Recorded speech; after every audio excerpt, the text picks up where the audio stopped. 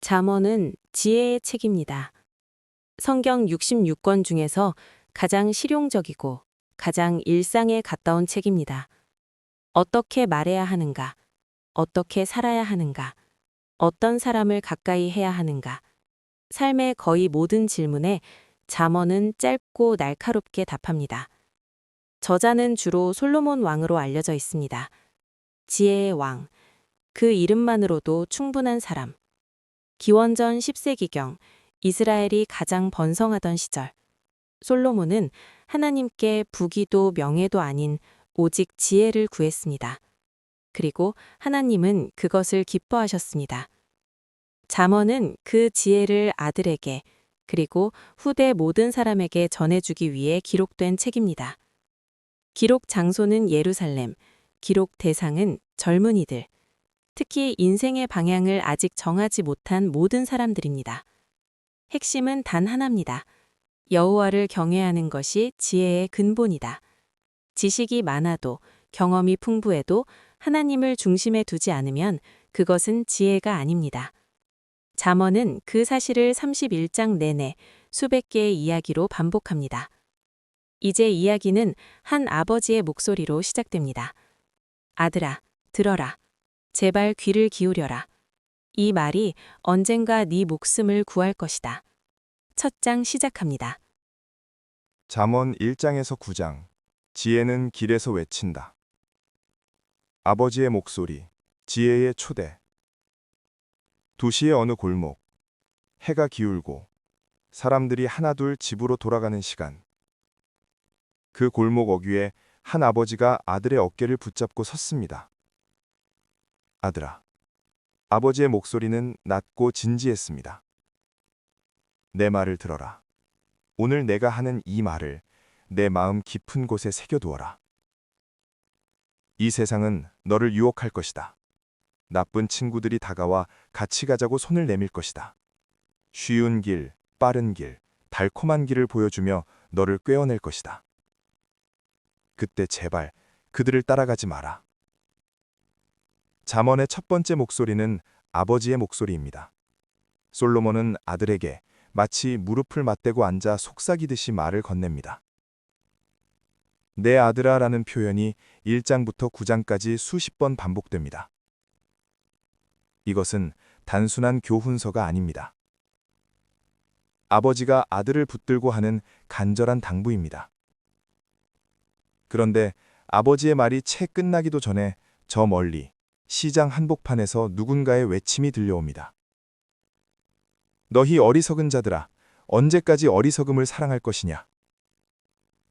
아버지와 아들이 고개를 돌렸습니다. 거기 사람들이 가장 많이 오가는 길목, 성문 어귀에 한 여인이 서 있었습니다. 지혜입니다. 잠언은 지혜를 한 여인의 모습으로 등장시킵니다. 그녀는 조용히 서재에 앉아 기다리는 사람이 아닙니다. 거리로 나옵니다. 소리칩니다. 손을 내밉니다. 내가 너희를 불렀는데 너희는 오지 않았다. 내가 손을 펼쳤는데 너희는 듣지 않았다. 재앙이 오면 그때 나를 찾겠지만 그때는 내가 응답하지 않을 것이다. 지혜의 목소리는 단호합니다. 하지만 그 단호함 뒤에는 애타는 마음이 있습니다. 제발, 지금 들어라. 아직 늦지 않았다. 그런데 도시의 반대편 골목에는 또 다른 여인이 서 있습니다. 그녀는 조용히, 달콤하게 속삭입니다. 이리 와. 내 집에는 맛있는 것이 가득해.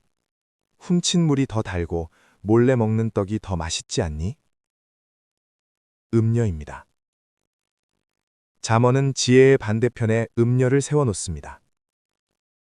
화려하게 차려입고 부드럽게 말하며 젊은 청년을 유혹하는 존재. 그 집 문을 들어가는 자들이 많습니다. 하지만 잠언은 말합니다.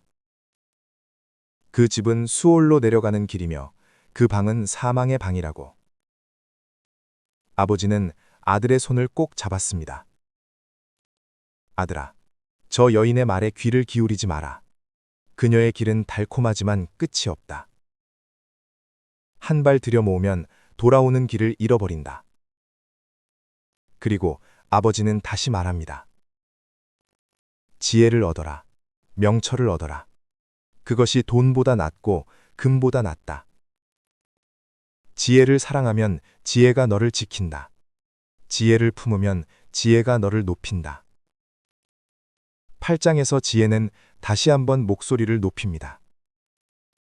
이번에는 더 장엄하게. 나는 태초부터 있었다. 땅이 생기기 전, 바다가 만들어지기 전. 하나님이 세상을 창조하실 때 나는 그 곁에 있었다. 나는 하나님의 기쁨이었고 사람들 가운데서 즐거워하였다. 지혜는 단순한 지식이 아닙니다. 지혜는 하나님과 함께 세상에 처음부터 존재한 것입니다. 그러니 지혜를 얻는다는 것은 결국 하나님께로 가까이 간다는 뜻입니다. 아버지의 이야기가 마무리될 즈음 그는 아들에게 마지막으로 이렇게 말했습니다. 아들아, 기억해라. 여호와를 경외하는 것, 그것이 지혜의 시작이다. 세상의 모든 지식, 모든 경험, 모든 성공보다 그것이 먼저다. 하나님을 두려워하는 마음 하나가 수천 권의 책보다 너를 더 지혜롭게 만들 것이다. 골목에는 어둠이 내려앉았습니다. 하지만 아버지의 눈빛은 여전히 빛나고 있었습니다. 지혜는 오늘도 거리에서 외칩니다. 들을 사람을 찾으면서. 당신은 그 목소리를 듣고 있습니까? 잠언 10장에서 17장, 말 한마디, 선택 하나, 일상을 가르는 지혜. 아버지의 긴 이야기가 끝났습니다. 지혜가 무엇인지, 왜 필요한지, 그 큰 그림은 이미 그려졌습니다. 이제 잠언은 방향을 바꿉니다. 거창한 철학 대신 아주 작은 것들을 들여다봅니다. 오늘 하루, 내가 한 말 한마디. 오늘 아침, 내가 내린 선택 하나. 그 작고 사소해 보이는 것들이 결국 한 사람의 인생 전체를 만들어낸다고 잠언은 말합니다. 시장 한복판을 상상해 보십시오. 아침 일찍부터 사람들이 몰려들고 물건을 사고 팔고 서로 이야기를 나눕니다. 그 안에 두 사람이 있습니다. 한 사람은 부지런합니다. 해가 뜨기 전에 일어나 밭을 갈고 해가 지도록 손을 쉬지 않습니다. 다른 한 사람은 게으릅니다. 조금 더 자야지, 조금만 더 쉬어야지 하며 날을 보냅니다. 잠언은 말합니다. 손이 부지런한 자는 부하게 되지만 손이 게으른 자는 가난하게 된다. 잠언 10장 4절. 이것은 단순한 근면 성실의 이야기가 아닙니다. 잠언이 말하는 부지런함은 삶을 대하는 태도, 하나님이 주신 하루를 얼마나 진지하게 여기느냐의 문제입니다. 그런데 그 시장에서 더 흥미로운 장면이 펼쳐집니다. 바로 사람들의 입입니다. 한 상인이 흥분해서 큰 소리칩니다. 저 사람이 나한테 사기를 쳤어요. 다들 들어보세요. 저 사람은 나쁜 사람이에요. 옆에 있던 노인이 조용히 고개를 저었습니다.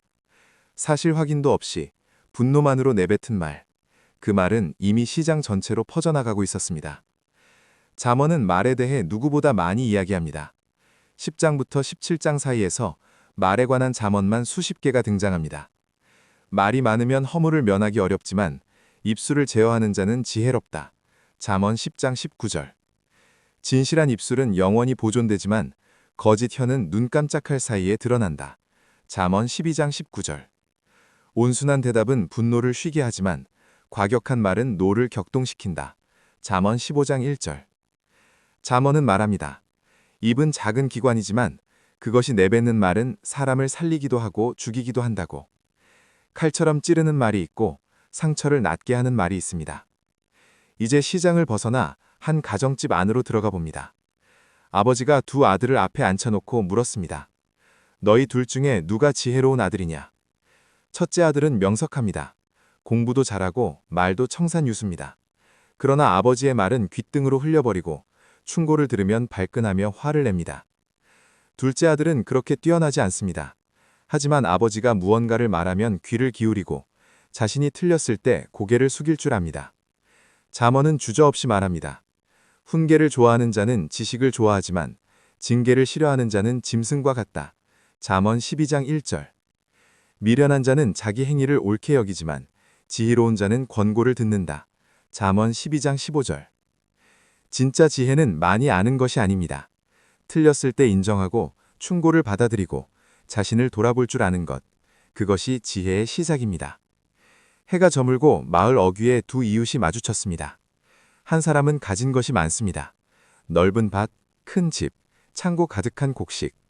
그러나 그의 얼굴에는 늘 불안이 가득합니다.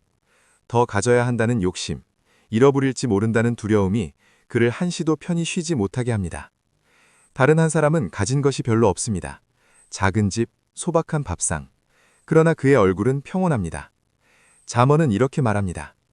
채소를 먹으며 서로 사랑하는 것이 살찐 소를 먹으며 서로 미워하는 것보다 낫다. 잠언 15장 17절.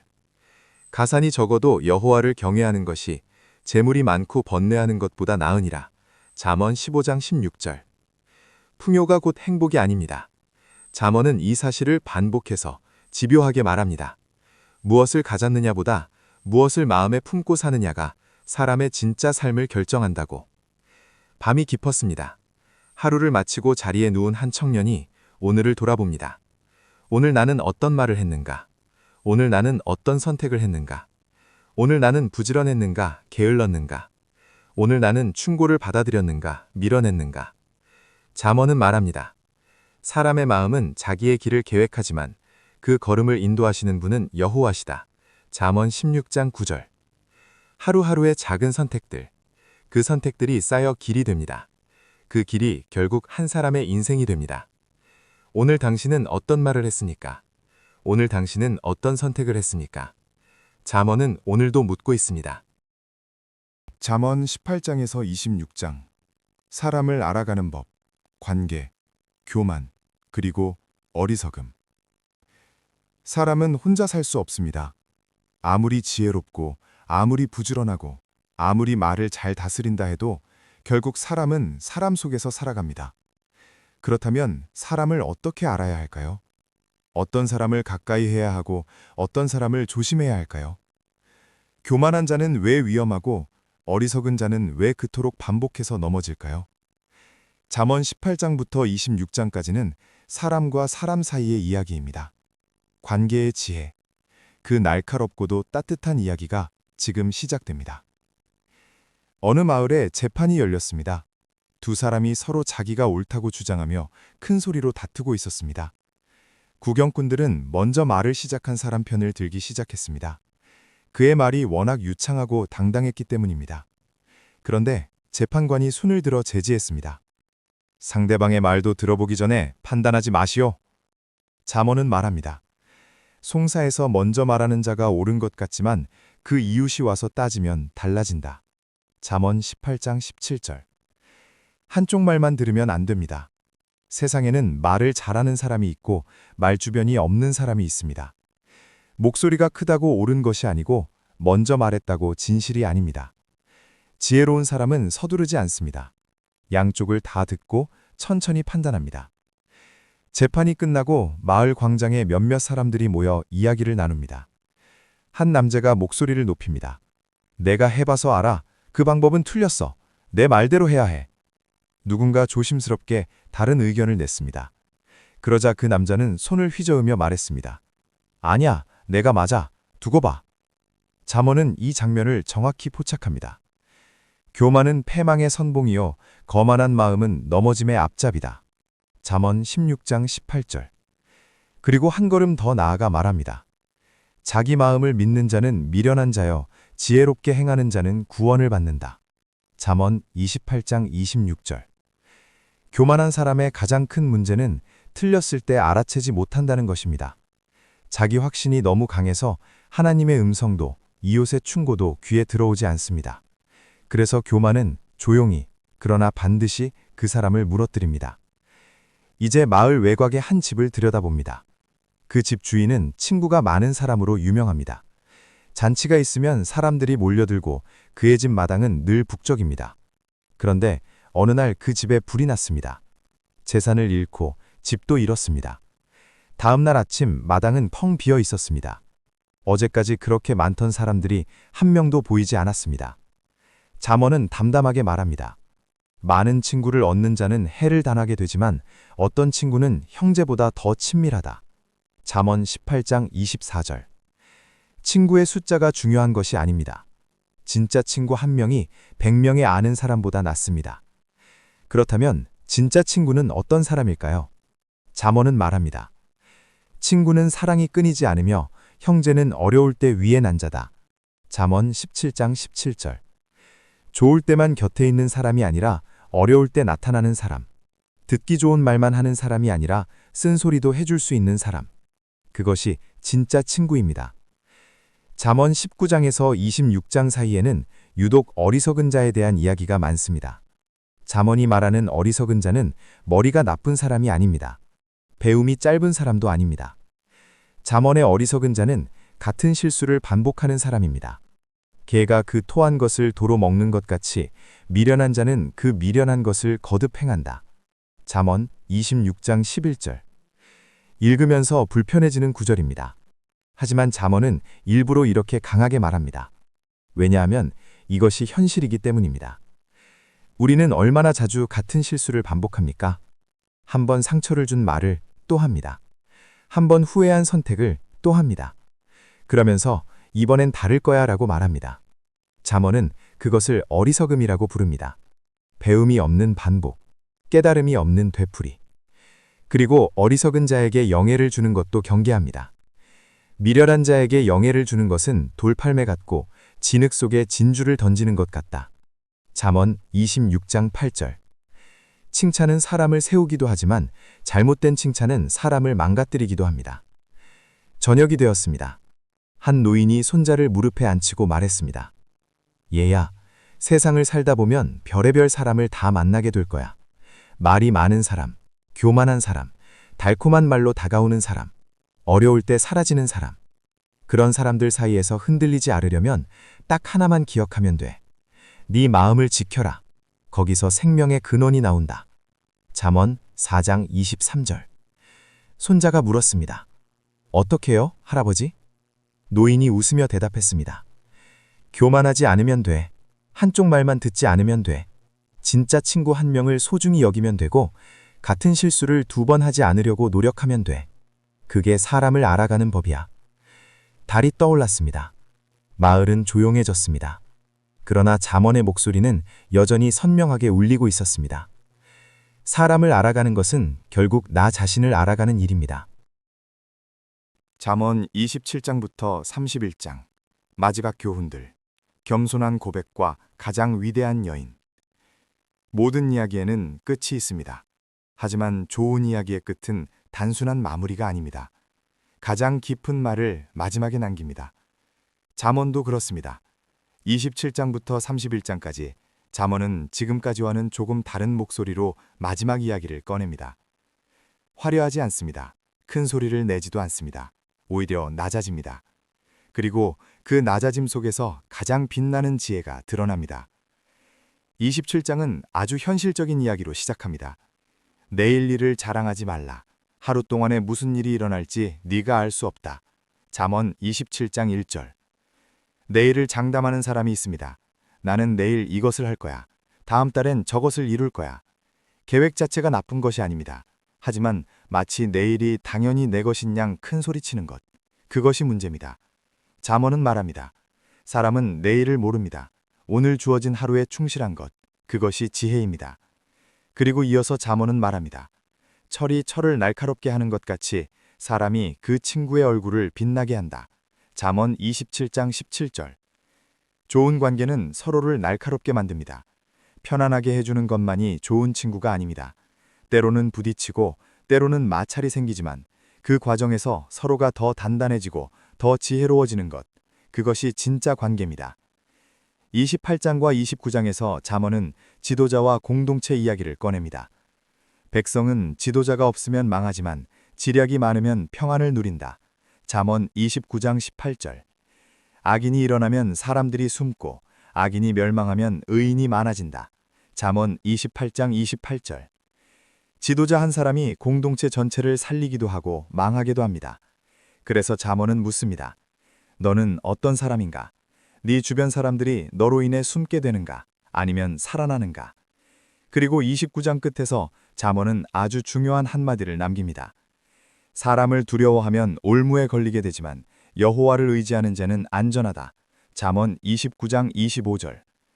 사람의 눈치를 보며 사는 삶, 사람에게 잘 보이려고 진실을 숨기고 소신을 굽히는 삶. 잠언은 그것을 올무라고 부릅니다. 덫에 걸린 것과 같다고 말합니다. 진짜 자유는 하나님을 의지할 때 옵니다. 30장에서 잠언의 목소리가 바뀝니다. 솔로몬이 아닙니다. 아굴이라는 사람이 말문을 엽니다. 그런데 그의 첫마디가 놀랍습니다. 나는 다른 사람보다 짐승 같으니 내게는 사람의 총명이 없도다. 나는 지혜를 배우지 못하였고 거룩하신 자를 아는 지식도 없도다. 잠언 30장 2절, 잠언 30장 3절. 지혜의 책 잠언에서 나는 아무것도 모른다고 말하는 사람이 등장합니다. 이것은 자기 비하가 아닙니다. 이것은 가장 높은 수준의 지혜입니다. 진짜 지혜는 내가 다 안다고 외치지 않습니다. 진짜 지혜는 내가 얼마나 모르는지를 아는 것에서 시작합니다. 아굴은 계속 말합니다. 나를 가난하게도 마옵시고 부하게도 마옵시고 오직 필요한 양식으로 내게 먹이시옵소서.